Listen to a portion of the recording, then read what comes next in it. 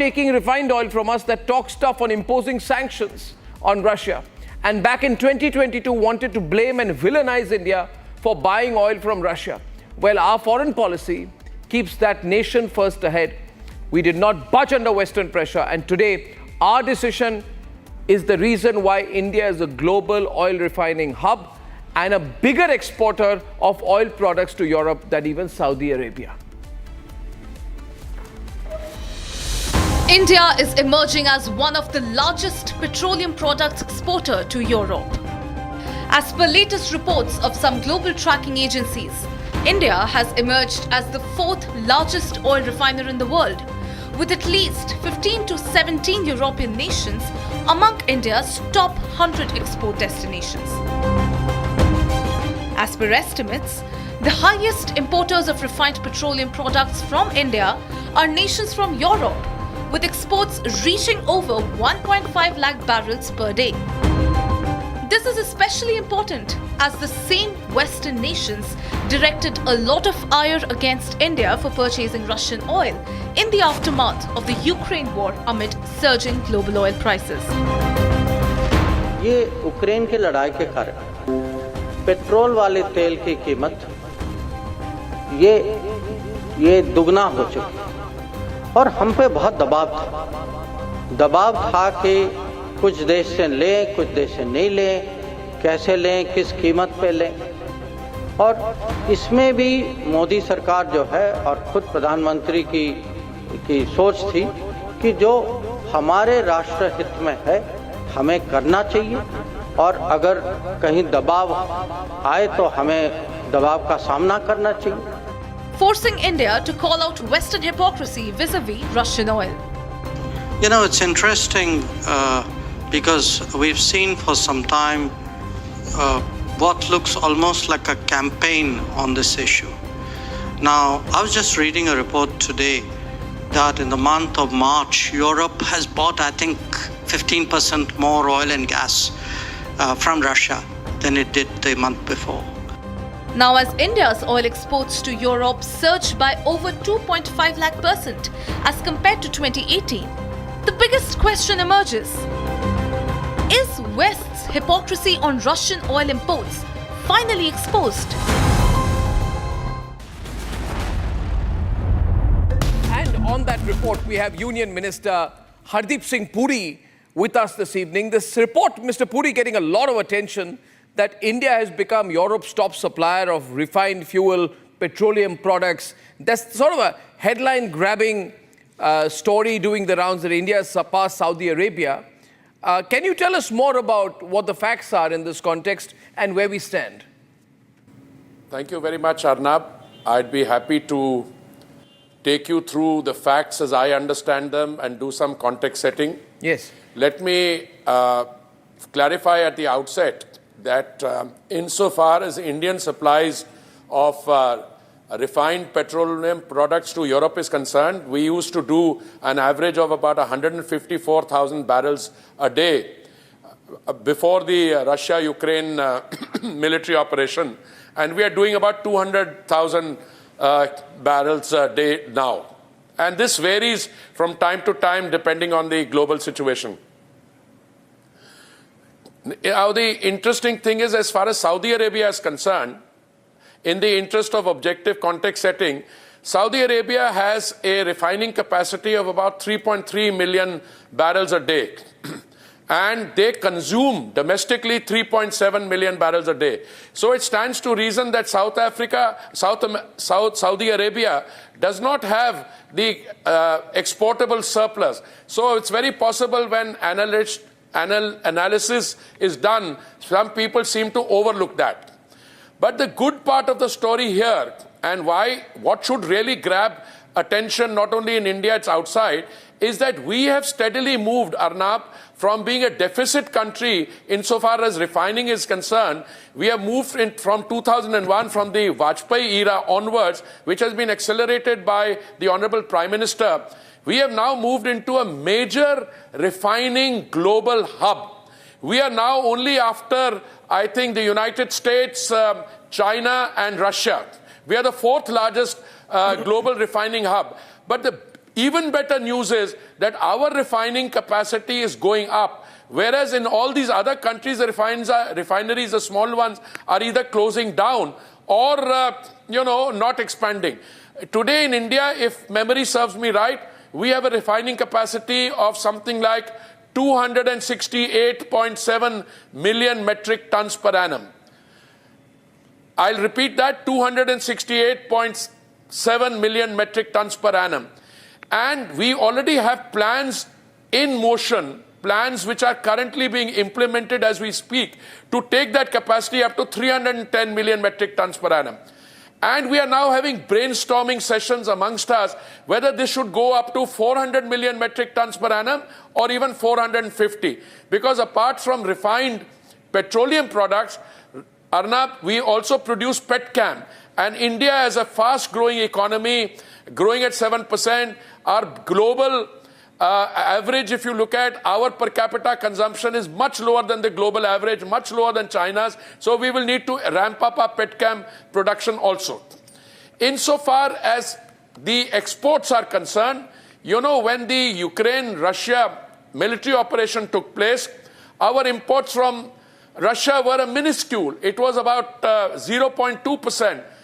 And now today it's gone up from 35% to 35% plus, which is a function of market forces and the transparent imports that we conduct. We float a tender at the point of importation, and anyone who can supply that grade of crude is welcome to export to us, and we import from them.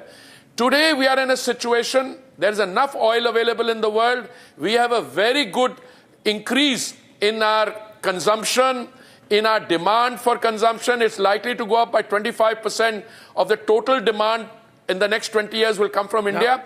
And we have a very good story to tell on our refining capacity. We'll be exporting more and more refined petroleum products. Now, this is incredible that we have gone from a deficit to a major refining hub globally. But, Mr. Puri, are we giving the Europeans refined Russian oil effectively?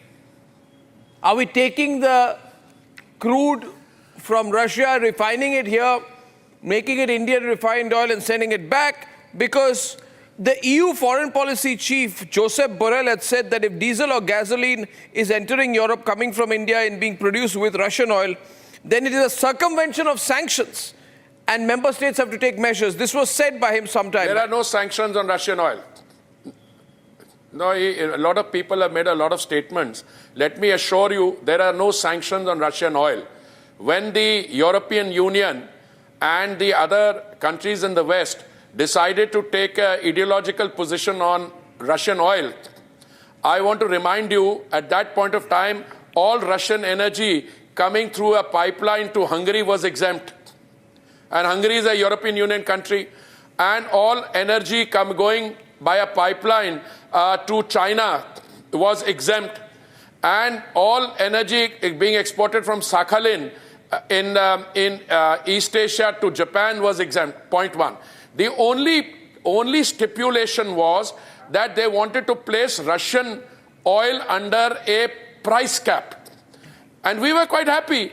I mean, if we can buy crude oil cheaper, we'd be very happy to do that. No, so they were foolish to put a price cap on Russian crude and oil products because they wanted to fight Russia. We took advantage of that.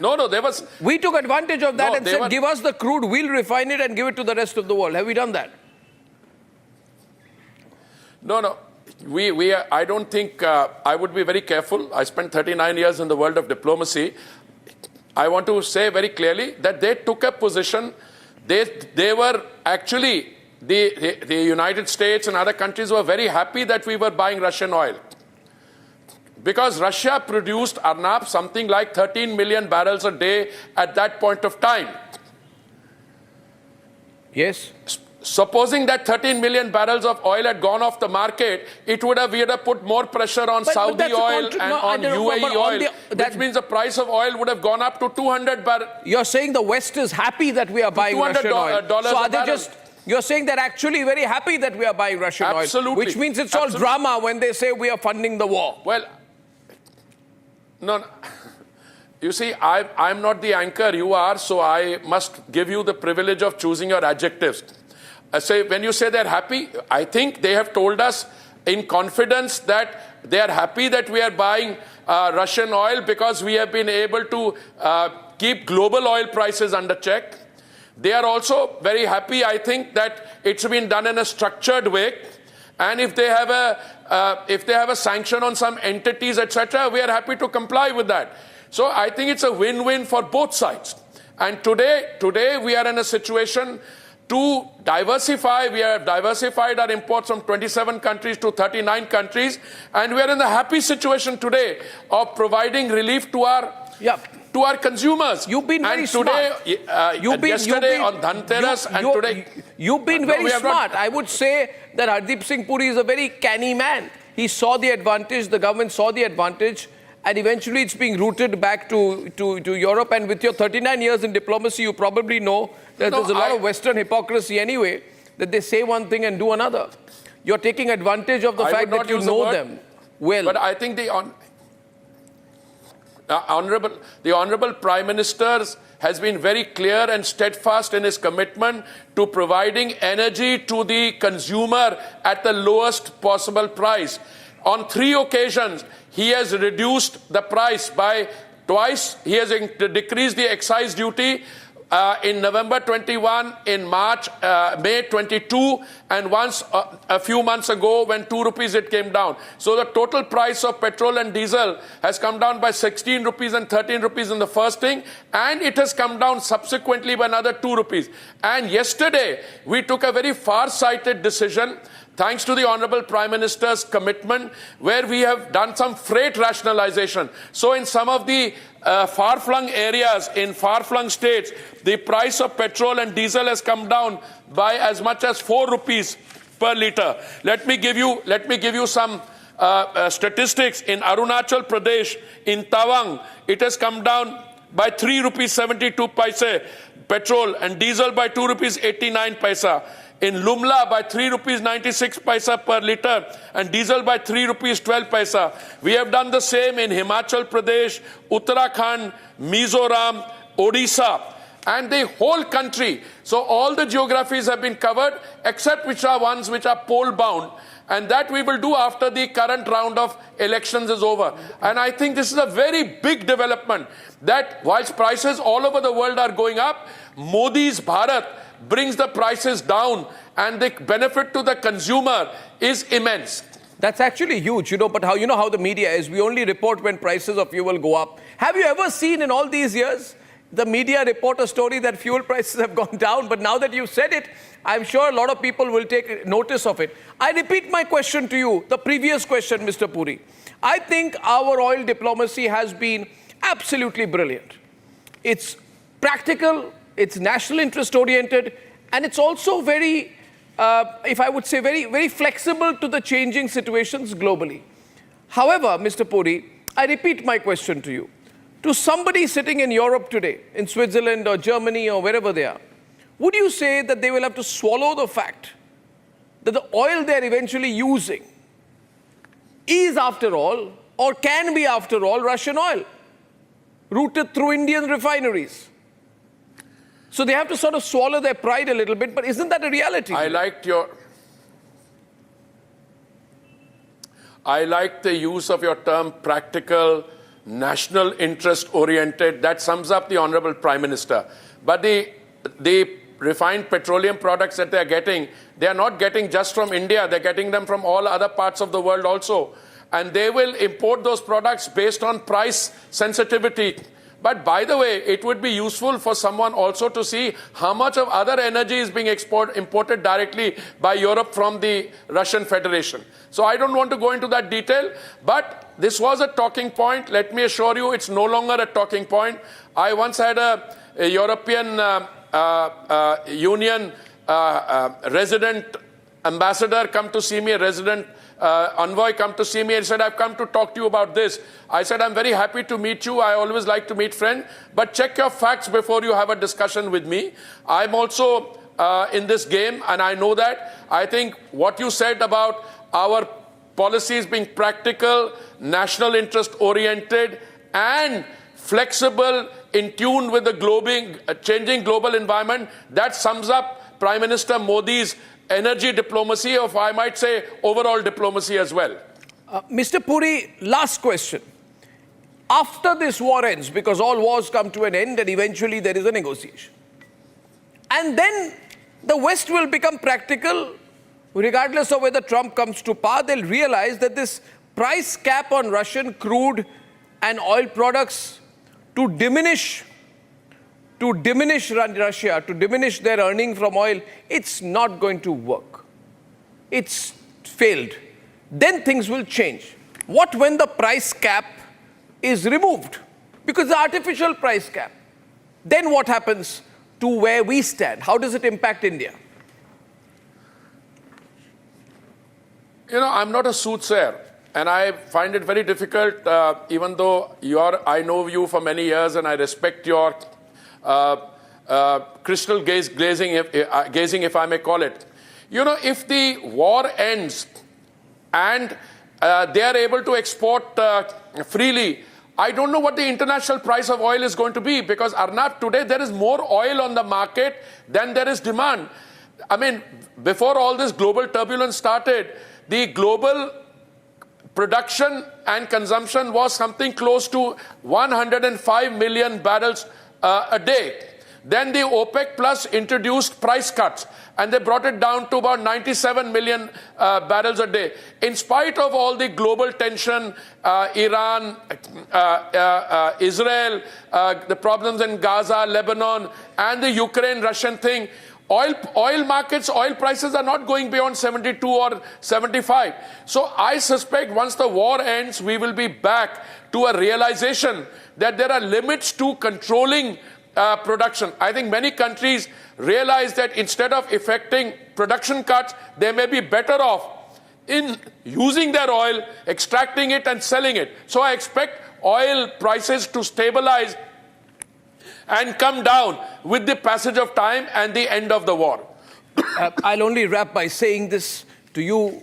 You know, when the Prime Minister was at the Republic Summit last, I did say in his presence, I said that, Mr. Prime Minister, when history is written, a lot will be written about the way you managed India through the difficult times of global rough weather during Ukraine and how you kept national interest first.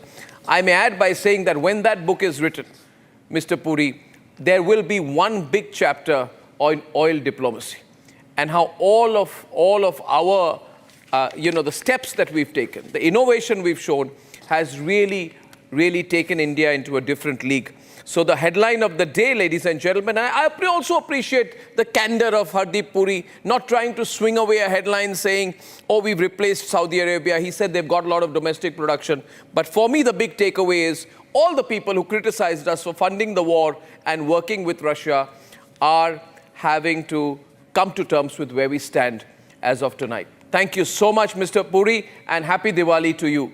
Thank you so much. Thank you. Happy Diwali to you. I can only add one thing. You're being most kind. But that chapter on oil diplomacy is still being written, and we have to navigate the rest of it. But thank you very much, and happy Diwali, Arnab. Thank you, sir. Thank you. It's a pleasure. Thank you. Time for a quick breather. Arnab will be right back with the debate.